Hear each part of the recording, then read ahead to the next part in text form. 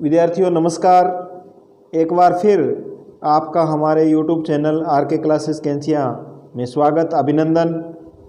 हमारा राजस्थान कक्षा 7 का अध्याय 6 राजस्थान के प्रमुख शासक।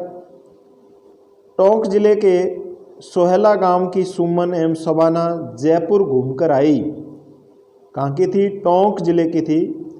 आने पर उन्होंने अपने अध्यापक जी से कहा, गुरुजी हमने जयपुर में जंतर मंतर देखा। कहाँ देखा जंतर मंतर? जयपुर में। तो जंतर मंतर कहाँ पर है? जयपुर में। बहुत सुंदर है। वहाँ हमें बताया गया कि उसे सवाई जय सिंह ने बनवाया था। 3 जय है, देखो 3 जय है। जयपुर, जंतर मंतर, जय सिंह। इस प्रकार आपको याद रखना है। जय सिंह एक महान निर्माता थे। यह सुनकर पास खड़ा बलवंत बोला, पिछले साल मैं चित्तौड़गढ़ घूमने गया था, तब वहाँ मैंने विजय स्तंभ देखा था। देखो कहाँ गया था? चित्तौड़गढ़। और चित्तौड़गढ़ में क्या है? विजय स्तंभ, जिसे महाराणा कुंभा ने बनवाया। तो चित्तौड़गढ़ में विजय स्तंभ का निर्माण किसने करवाया? महाराणा कुंभा ने करवाया था। वहाँ लोग कह रहे थे कि कुंभा महान और वीर शासक थे। बच्चों की बातें सुनकर गुरुजी बोले, देखो बच्चों, राजस्थान में कई ऐसे शासक हुए हैं जिन्हें हम वीर और महान कह सकते हैं, क्योंकि उन्होंने अपने कार्यों से प्रदेश को गौरवान्वित किया है। ऐसे ही कुछ शासकों के बारे में मैं बताता हूँ। पृथ्वीराज चौहान 1177 से 1192 ईस्वी तक इनका शासनकाल रहा। भारत में सल्तनत काल से पूर्व पृथ्वीराज चौहान का नाम प्रतापी शासकों में महत्वपूर्ण रहा। उनके पिता का नाम सोमेश्वर, पृथ्वीराज चौहान के पिता का नाम क्या था? सोमेश्वर। और माता का नाम कर्पूरी या कर्पूर देवी था। ये क्वेश्चन कई बार प्रतियोगी परीक्षाओं में पूछा गया है। इनके माता का नाम पूछा गया। जब पृथ्वीराज अल्प आयु के थे तभी उनके पिता की मृत्यु हो गई। ऐसे में माता कर्पूरी देवी ने संरक्षिका के रूप में शासन का भार संभाला, किंतु निकट के संबंधियों ने इसका लाभ उठाना चाहा और शासक बनने के उपरांत पृथ्वीराज चौहान ने सर्वप्रथम अपनी आंतरिक स्थिति की ओर ध्यान दिया। सबसे पहले शासक बनते ही पृथ्वीराज चौहान ने क्या किया? अपनी आंतरिक स्थिति यानी राज्य के अंदर की स्थिति पर ध्यान दिया। पृथ्वीराज चौहान में योग्य प्रशासक, वीर, साहसी योद्धा, सेना नायक आदि के गुण विद्यमान थे। विद्यानुरागी पृथ्वीराज को 6 भाषाओं का ज्ञान था। देखो कितना महत्वपूर्ण क्वेश्चन यहाँ बढ़ रहा है। पृथ्वीराज चौहान को कितनी भाषाओं का ज्ञान था? 6 भाषाओं का ज्ञान था। विद्यापति गौड़, वागीश्वर, ज्ञानक, विश्वरूप जनार्दन, चंद्रवरदाई, पृथ्वी भट्ट जैसे लेखक कवि और उसके दरबार की शोभा बढ़ाते थे। ये जो कवि है, लेखक है, ये पृथ्वीराज चौहान के दरबार में रहते थे। ये भी क्वेश्चन बार बार पूछा जाता है प्रतियोगी परीक्षाओं में। इनमें से 3 नाम ये दे देते हैं और चौथा अन्य कोई नाम दे देते हैं और पूछ लेते हैं कि इनमें से कौन सा लेखक या कवि पृथ्वीराज चौहान के दरबार में नहीं था। तो इनको अच्छी तरह याद कर लेना आप। प्रसिद्ध ग्रंथ पृथ्वीराज रासो की रचना चंद्रवरदाई द्वारा की गई। पृथ्वीराज रासो की रचना किसके द्वारा की गई? चंद्रवरदाई द्वारा। ये भी बार बार प्रतियोगी परीक्षाओं में पूछा जाता है। महाराणा कुंभा 1433 से 1468 ईस्वी। महाराणा कुंभा है वो सिसोदिया वंश के थे। कौन से वंश के थे? सिसोदिया वंश के शासक थे। इनका जन्म 1417 ईस्वी में चित्तौड़ में हुआ। महाराणा कुंभा 1433 ईस्वी में मेवाड़ के राज सिंहासन पर बैठे। शासक बनते ही महाराणा कुंभा को कई कठिनाइयों का सामना करना पड़ा। महाराणा कुंभा की राजनीतिक उपलब्धियों में बूंदी, गागरोन, सिरोही, वागड़, विजय, मेवाड़, मारवाड़, मैत्री पर मुक्ति। यानी इन्होंने मेवाड़ मारवाड़ से इन्होंने मैत्री है वो स्थापित है, मित्रता स्थापित की। महाराणा कुंभा के व्यक्तित्व में कटार, कलम और कला की त्रिवेणी थी। ये त्रिवेणी यानी तीन कै आपको याद रखना है। तीन कै का मतलब कटार, कलम और कला। ये किसके व्यक्तित्व के गुण थे? महाराणा कुंभा के। सांस्कृतिक दृष्टि से यह काल मेवाड़ के इतिहास का स्वर्ण युग माना जाता था।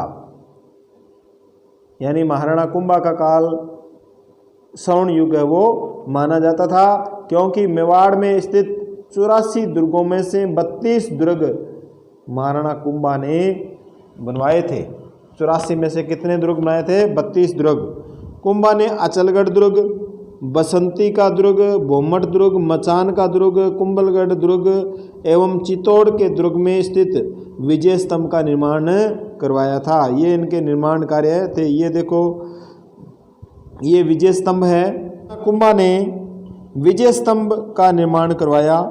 विजय स्तंभ 9 मंजिला है। इसकी कुल कितनी मंजिल है?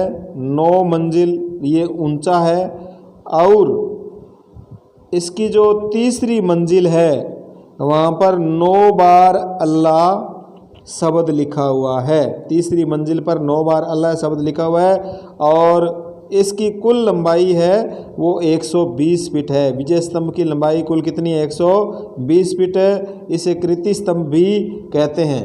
और इसके मुख्य द्वार पर विष्णु की मूर्ति होने पर इसे विष्णु ध्वज भी कहा जाता है।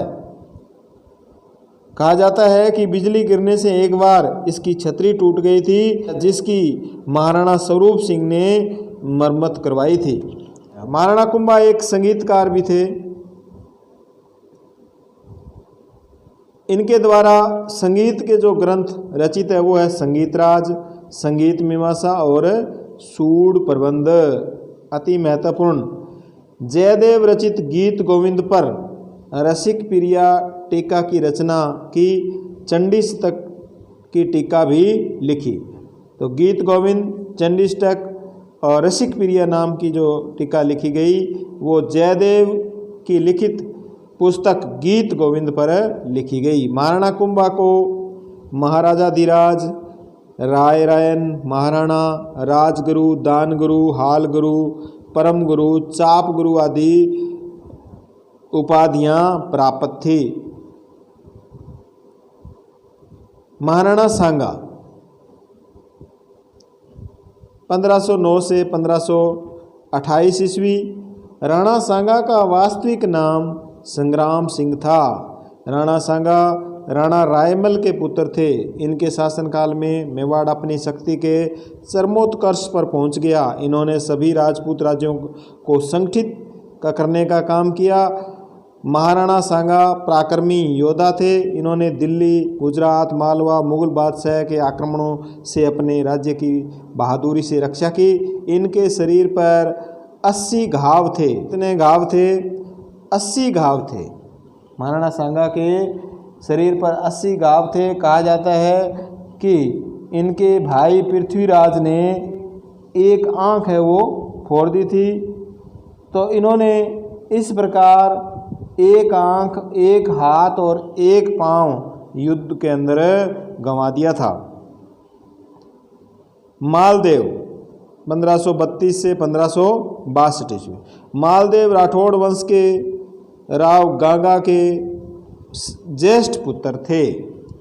मालदेव कौन से वंश के थे? राठौड़ वंश के थे, राव गांगा के ज्येष्ठ पुत्र। मालदेव स्वतंत्रता प्रेमी एवं महत्वाकांक्षी शासक थे। मालदेव ने निरंतर सैनिक विजयों से और कूटनीति से मारवाड़ के राज्य की सीमा का विस्तार किया। मारवाड़ के इतिहास में राव मालदेव का शासन मारवाड़ का शौर्य युग कहलाता है। 52 युद्ध किए थे। कितने युद्ध किए थे? 52। इनका एक साथ छोटे बड़े 58 परगनों पर अधिकार था। परगने उसमें किसे कहते थे? जिलों को। जो आज हमारे ज़िले हैं उनको उसमें परगना कहते थे और राज्य को उसमें सूबा कहा जाता था। तो 58 परगनों पर राव मालदेव का अधिकार था। सर्वप्रथम भाद्रा जून को जीता, ये भी क्वेश्चन पूछा जाता है। मालदेव ने सबसे पहले किसको जीता? भाद्रा जून को जीता। इसके बाद नागौर, मेड़ता, सिवाना, बीकानेर मालदेव ने विजय प्राप्त की। मालदेव के ये दुर्ग, 3 दुर्ग महत्वपूर्ण है, इनको याद रखना है। सोजत दुर्ग, मालकोट दुर्ग मेड़ता और पोकर्ण का दुर्ग, ये 3 दुर्ग है वो मालदेव ने बनवाए थे। 1562 ईस्वी में मालदेव का देहांत हो जाता है। मालदेव को फारसी इतिहासकारों ने हसमत वाला शासक यानी ताकतवर के नाम से पुकारा है। हसमत वाला शासक, हसमत वाला का अर्थ है ताकतवर, ताकतवर शासक कहा है किसने? फारसी इतिहासकारों ने। ये भी याद रखना है आपको। महाराणा प्रताप 1572 से 1597 ईस्वी। महाराणा प्रताप उदय सिंह के बड़े पुत्र थे। इनका जन्म प्रतियोगी परीक्षाओं में कई बार पूछा गया है। 9 मई 1540 को कुंभलगढ़ में हुआ। इनकी माता का नाम जयंती या जयंताबाई था। महाराणा प्रताप की माता का नाम क्या था? जयंताबाई। इनका राज्याभिषेक 28 फरवरी 1572 ईस्वी को हुआ। ये तथ्य आपको याद रखने हैं। इनका जन्म कब और कहाँ हुआ, इनकी माता का नाम, इनका राज्याभिषेक कब हुआ। इनके भाई जगमाल रूठ कर अकबर की शरण में चले गए थे। महाराणा प्रताप ने मुगल शासक अकबर की अधीनता स्वीकार नहीं की थी। इनके भाई थे कौन? जगमाल। ये रूठ करके कहाँ चले गए थे? अकबर की शरण में चले गए थे। और महाराणा प्रताप ने कहा जाता है कि मुगल शासक अकबर की कभी भी अधीनता स्वीकार नहीं की। ये भी क्वेश्चन पूछा जाता है, क्या महाराणा प्रताप ने अकबर की अधीनता स्वीकार कर ली थी? नहीं। महाराणा प्रताप ने संकट काल में भी कृषि और वनों के विकास का प्रयास किया। इन विषयों पर विश्व वल्लभ जैसी पुस्तक इन्होंने लिखवाई। बहुत ही इम्पोर्टेंट क्वेश्चन, फूलपत्ती लगा लो इसके। कृषि एवं वनों पर कौन सी पुस्तक लिखवाई? विश्व वल्लभ जैसी पुस्तक लिखवाई। उन्होंने मानव अधिकारों का हमेशा पोषण किया। महाराणा प्रताप अपनी वीरता और युद्ध कला के लिए जाने जाते हैं। उन्होंने अपने व्यक्तित्व से मेवाड़ के प्रत्येक व्यक्ति को मातृभूमि की स्वतंत्रता के लिए सब कुछ न्यौछावर कर देने वाला महान योद्धा बना दिया। महाराजा राय सिंह 1574 से 1612 ईस्वी। बीकानेर के राव कल्याणमल के बड़े पुत्र। बीकानेर का शासक था राव कल्याणमल, उनका बड़ा पुत्र था राय सिंह, जिनका जन्म 20 जुलाई 1541 को हुआ। 1574 में राय सिंह का राज्याभिषेक हुआ। राय सिंह ने अपने रण कौशल से गुजरात, काबुल, कंधार एवं दक्षिण भारत के अभियानों को सफल बनाया। अपनी दानशीलता के लिए वे प्रसिद्ध थे। राय सिंह अपनी दानशीलता के लिए प्रसिद्ध थे। इसी के कारण इनको राजपुताने का कर्ण भी कहा जाता है। राजपुताने का कर्ण, इसको अच्छी तरह रट लेना। राजपुताने का कर्ण किसे कहा जाता है? राय सिंह को। किसके कारण? दानशीलता के कारण। राय सिंह ने बीकानेर के सुदृढ़ जूनागढ़ दुर्ग का निर्माण कराया। जूनागढ़ दुर्ग का निर्माण राय सिंह के द्वारा करवाया गया और राय सिंह प्रशस्ति लिखवाई गई। प्रशस्ति का मतलब होता है प्रशंसा में। राय सिंह की प्रशंसा में इसमें मुख्य बातें लिखवाई गई। विद्यानुरागी महाराजा राय सिंह ने राय सिंह महोत्सव, ज्योतिष रत्नमाला जैसे ग्रंथों की रचना की। ये भी महत्वपूर्ण है। राय सिंह ने कौन से ग्रंथों की रचना की? राय सिंह महोत्सव और ज्योतिष रत्नमाला जैसे अच्छे ग्रंथों की रचना की। मिर्जा राजा जय सिंह 1621 से 1667 ईस्वी है, वो कछुआ वंश के शासक थे। आमेर की गद्दी पर बैठे 1621 ईस्वी में जय सिंह ने मुगल बादशाह जहांगीर, शाहजहां और औरंगजेब के विभिन्न सैनिक अभियानों में उत्तरदायित्व का निर्वहन किया। अति महत्वपूर्ण फूल पत्ती लगवा लेना, इसके फूल पत्ती लगा लेना, अति महत्वपूर्ण क्वेश्चन है ये। यानी तीन मुगल शासक जहांगीर, शाहजहां, औरंगजेब, जिनके अभियानों का नेतृत्व किसने किया? मिर्जा राजा जय सिंह ने। आमेर का शासन संभालते ही जहांगीर ने उन्हें सर्वप्रथम अहमदनगर के मलिक अंबर के विरुद्ध अभियान भेजा। देखो, जहांगीर ने कहाँ भेजा? अहमदनगर के मलिक अंबर के विरुद्ध, अहमदनगर के मलिक अंबर के विरुद्ध उनको भेजा। किसको? मिर्जा राजा जय सिंह को। और शाहजहां ने 1639 ईस्वी में जय सिंह को मिर्जा राजा की उपाधि प्रदान की। जय सिंह को मिर्जा राजा की उपाधि किसने प्रदान की? शाहजहां ने 1639 ईस्वी में। औरंगजेब ने जय सिंह को दक्षिण भारत में शिवाजी के विरुद्ध भी भेजा। मिर्जा राजा जय सिंह वीर सेना नायक, कुशल राजनीतिज्ञ होने के साथ ही साहित्य और कला प्रेमी भी थे। मिर्जा राजा जय सिंह के राजकवि बिहारी ने, इनके दरबार में कौन सा कवि था? राजकवि बिहारी ने 1662 ईस्वी में वीर बिहारी सतसई की रचना की। जय सिंह के अन्य दरबारी राम कवि ने जय सिंह चरित्र की रचना की। तो इनके जो दरबार में कवि थे, राजकवि बिहारी और राम कवि ने ग्रंथ लिखे। इन ग्रंथों के नाम आपको याद रखने हैं। महाराजा जसवंत सिंह 1638 से 1678 ईस्वी। जसवंत सिंह का जन्म बुरहानपुर में हुआ। पूछा जाता है जसवंत सिंह का जन्म कहाँ हुआ? बुरहानपुर में। पिता का नाम गज सिंह था और मुगल बादशाह शाहजहां ने जसवंत सिंह को महाराजा की उपाधि प्रदान की। तभी ये देखो, नाम के आगे क्या लगता है? महाराजा लगाया जाता है। तो महाराजा की उपाधि जसवंत सिंह को किसने दी? शाहजहां ने प्रदान की।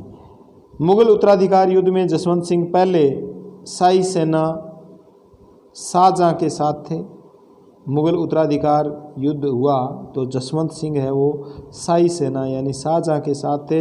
बाद में आमेर शासक जय सिंह के कहने पर दोराई के युद्ध में औरंगजेब का साथ दिया। पहले शाहजहां के साथ थे और बाद में किसका साथ देते हैं? दोराई के युद्ध में औरंगजेब का साथ देते हैं। औरंगजेब ने जसवंत सिंह को अपने राज्य के विभिन्न क्षेत्रों में भेजा। जसवंत सिंह ने दक्षिण भारत में औरंगाबाद के निकट जसवंतपुरा कस्बा बसाया। जसवंत सिंह अच्छे साहित्यकार थे। जसवंत सिंह अच्छे साहित्यकार थे। ये क्वेश्चन भी हाल ही में पूछा गया है व्याख्याता परीक्षा में। इन्होंने आनंद प्रकाश, सिद्धांत बोध, भाषा भूषण, प्रबोध चंद्रोदय नामक ग्रंथों की रचना की। किन्होंने? महाराजा जसवंत सिंह ने।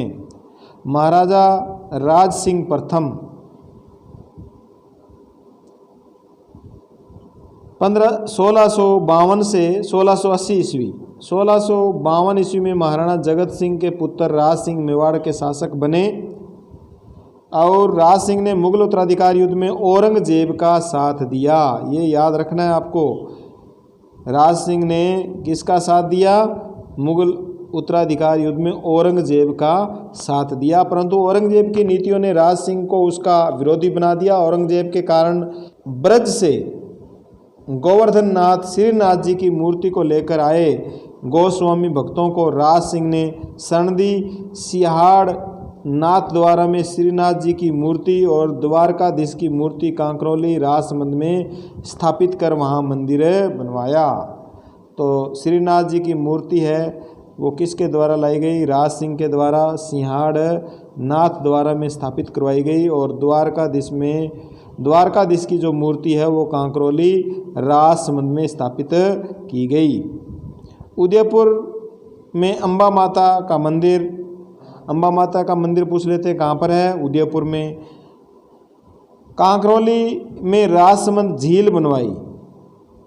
कांकरोली है वो राजसमंद जिले के अंदर है। यहाँ टायर और ट्यूब का कारखाना है। कांकरौली में टायर और ट्यूब का कारखाना है। ये राजसमंद जिले में है और राजसमंद झील भी कांकरौली में है।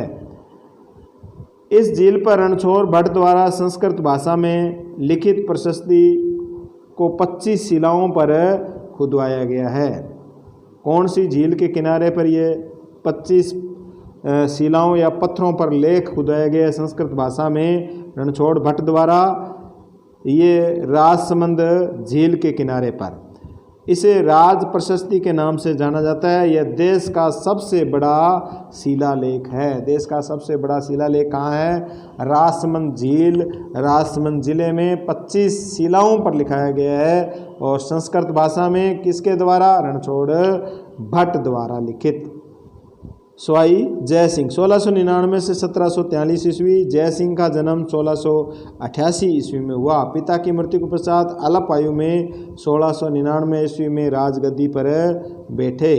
स्वाई जय सिंह का अधिकांश समय राज्य के बाहर सैनिक अभियानों, मुगल राजनीति व मालवा में मराठों के प्रसार को रोकने में पूरा हुआ। औरंगजेब ने जय सिंह को स्वाई की उपाधि प्रदान की। औरंगजेब ने जय सिंह को स्वाई की उपाधि किसने प्रदान की? औरंगजेब ने। अति महत्वपूर्ण क्वेश्चन है, फूल पत्ती लगा लेना। राजस्थान में इतिहास में स्वाई जय सिंह की गणना महान शासक, सेनापति, विद्वान, आश्रयदाता और नक्षत्र एवं गणित विद्या के ज्ञाता के रूप में की जाती है। कछुआ राजवंश के स्वाई जय सिंह ने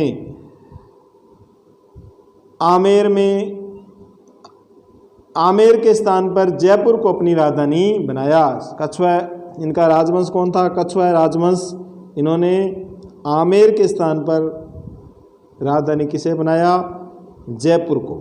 स्वाई जय सिंह ने 1725 ईस्वी में नक्षत्रों की गणना करने के लिए शुद्ध सारणी का निर्माण करवाया, जिसका नाम तत्कालीन मुगल बादशाह के नाम पर जीज ए मोहम्मद शाही रखा गया। तो जीज ए मोहम्मद शाही उसमें जो तत्कालीन शासक था उसके नाम पर रखा गया। और ये किसका नाम है? ये नक्षत्रों की गणना करने वाली एक शुद्ध सारणी का नाम है जीज ए मोहम्मद शाही, जिसका निर्माण स्वाई जय सिंह के द्वारा किया गया। स्वाई जय सिंह के समय में ज्योतिष विद्या पर जय सिंह कारिका नामक ग्रंथ लिखा गया। ज्योतिष यंत्रों पर अनेक ग्रंथ भी इस दौरान लिखे गए, जिनमें सिद्धांत सम्राट, यंत्र राज आदि प्रमुख है। स्वाई जय सिंह ने ज्योतिष के अध्ययन के लिए जंतर मंत्र नाम से 5 वेधशालाएं, बार बार पूछा जाता है, 5 वेधशालाएं कौन कौन सी देखो बनवाई, कहाँ बनवाई? जयपुर, दिल्ली, मथुरा, बनारस और उज्जैन। ये जयपुर अपने राजस्थान में, दिल्ली आप जानते ही हो देश की राजधानी है, मथुरा उत्तर प्रदेश में, बनारस भी उत्तर प्रदेश में और उज्जैन है वो कहाँ है? मध्य प्रदेश में। इनको आपको याद रखना है। महाराजा सूरजमल 1755 से 1763 ईस्वी। महाराजा सूरजमल भरतपुर के शासक थे। इनके पिता का नाम बदन सिंह था। अपनी अस्वस्थता के कारण इन्होंने अपना राजपाट सौंप दिया, यानी बदन सिंह अस्वस्थ, ये भी आपको याद रखना है, मृत्यु नहीं हुई थी, बदन सिंह बीमार हो गया था, उसकी वजह से उन्होंने अपना राजपाट किसको दे दिया? महाराजा सूरजमल को दे दिया। जब मुगल साम्राज्य व अन्य राज्य अवनति की ओर जा रहे थे, तब मुगलों, मराठों, राजपूतों से गठबंधन का शिकार हुए बिना ही सूरजमल ने अपनी योग्यता से भरतपुर राज्य का विस्तार किया। गाजियाबाद, रोहतक, झज्जर, आगरा, धौलपुर, मैनपुरी, हाथरस, बनारस, फरुखनगर इलाके जीत लिए थे। सूरजमल वीर सेनानायक, चतुर कूटनीतिज्ञ, कला प्रेमी के साथ एक मानवीय दृष्टिकोण वाले शासक थे। पानीपत के तृतीय युद्ध के पश्चात इन्होंने मराठा शरणार्थियों को अपने राज्य में संरक्षण दिया। कला मर्मज्ञ के रूप में अपने प्रभुत्व वाले क्षेत्रों में किले व महल बनवाए। इन्होंने अपने राज्य में साहित्यकारों को संरक्षण दिया।